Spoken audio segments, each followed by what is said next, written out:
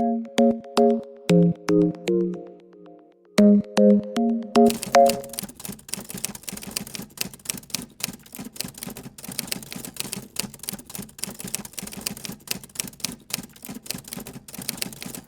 මතුගම ප්‍රාදේශීය සභාවේ බලය පිළිබඳව මේ දවස්වල ජාතික මට්ටමේ ප්‍රවෘත්ති නිර්මාණය වෙනවා.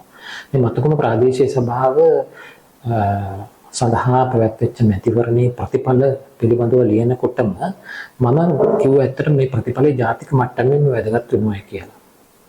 හේතුව මේ සභාවේ මාලිමාව ආසන 13ක් දිනා ගන්නකොට මම හිතන්නේ 19ක් දිනාගෙන තියෙනවා විපක්ෂය. ඉතින් විපක්ෂය වුවහම මේකේ ඉතා පුළුල් විපක්ෂයක් තියෙන්නේ. උදාහරණයක් විදිහට ගත්තොත් සමගි ජන බලවේගයට ආසන 10ක් තියෙනවා. ඊළඟට ස්වාධීන කණ්ඩායමකට තියෙනවා ආසන 4ක්. ඒ වගේම පොදු ජන පෙරමුණටත් තියෙනවා ආසන 3ක්. එක්සත් ජාතික පක්ෂයට එකක් තියෙනවා. ඒ වගේම ජාතික නිදහස් පෙරමුණට එකක් තියෙනවා. ඒ වගේම මේ ජන අරගල සන්ධානයටත් ආසනයක් තියෙනවා මේ මතුගම.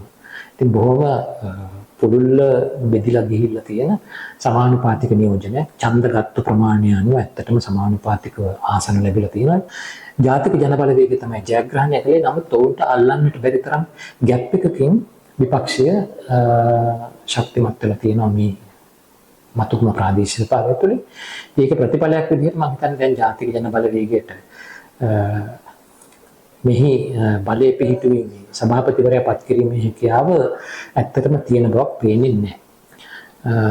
ජාතික ජන බලවේගය ඇත්තටම හොඳ සභාපති අපේක්ෂකෙක් හිටියා. ලලිත් සිරිවර්ධන මහත්මයා නීතිඥවරයෙක්. මම හිතන්නේ පළාත් පාලනය පිළිබඳව බොහෝ අත්දැකීම් තියෙන එක කරන්න පුළුවන් කෙනෙක්. හැබැයි ඔහු ලබාගෙන තිබෙන ආසන සංඛ්‍යාව අනුව උන්ට සහයෝගය ලබා ගන්න ලේසි නෑ සෙසුවයකින්. මොකද මේ ස්වාධීන කණ්ඩායම කියලා කතා කරලා තියෙන ඇත්තටම ස්වාධීන කණ්ඩායම පිටිපස්සේ හිටිය බව පේන්නේ. ඔය පහුගිය කාලේ ගෑස් සිලින්ඩරයට නැත්නම් රනිල් වික්‍රමසිංහ මහත්තයාගේ ආණ්ඩුවට සහයෝගය දක්වපු රෝහිත අබේගුණවර්ධන සහ පියල් නිශාන්තද සිල්වයි කියලා සමහරු කියනවා. ඉතින් කොහොම වුණත් ඒගොල්ලොත් අවසානයේදී බැලුවායින් පස්සේ මේ පොදු ජන එක්සත් පෙරමුණේ එහෙම නැත්නම් පොදු ජන පෙරමුණේ ඒ වගේම එක්සත් ජාතික පක්ෂයේ ඒ වගේ එහෙම එකම ධාරාවක පිරිස. ඉතින් මේ විදිහට බැලුවායින් පස්සේ ඇත්තටම සමගි ජන බලවේගයට ඒ කොස්ගිඩියේ ස්වාධීන කණ්ඩායමේ පිරිස එකතු වෙන එක පුදුම වෙන දෙයක්වත් නෙමෙයි. ඒ අය එකතු කරගෙන සමගි ජන බලවේගය ජගත්විතාන මන්ත්‍රීතුමාගේ නායකත්වයෙන් සභාපතිවරයා පත් කරගන්නට යුනියන්ට කටයුතු කරන්නට ඉඩ තියෙනවා. හැබැයි ඔන්න ඔතන තමයි ප්‍රශ්නේ. සමගි ජන බලවේගයට ඉන්නවද හොඳ සභාපති අපේක්ෂකෙක් නැත්නම් සභාපතිවරයෙක් පත් කරගන්නට පුළුවන් තත්ත්වයක් තියෙනවද?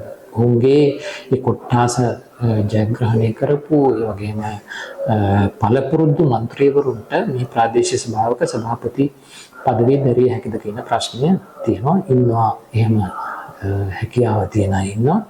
නමුත් ඒ අයට ඒ අවස්ථාව ලබා ගන්නට පුළුවන්ද කියන එක මම දන්නේ නැහැ. කොහොමවත් අපි බලාපොරොත්තු වෙනවා මතුගම ප්‍රාදේශීය සභාවට හොඳ සභාපතිවරයෙක් පත් වෙයි කියලා. බොහෝ දේවල් තියෙනවා මතුගමට කරන්නට. ඒව කරන්නට ඔහුට ඇයට හැකියාව ලැබේවා කියලා අපි ප්‍රාර්ථනා කරනවා.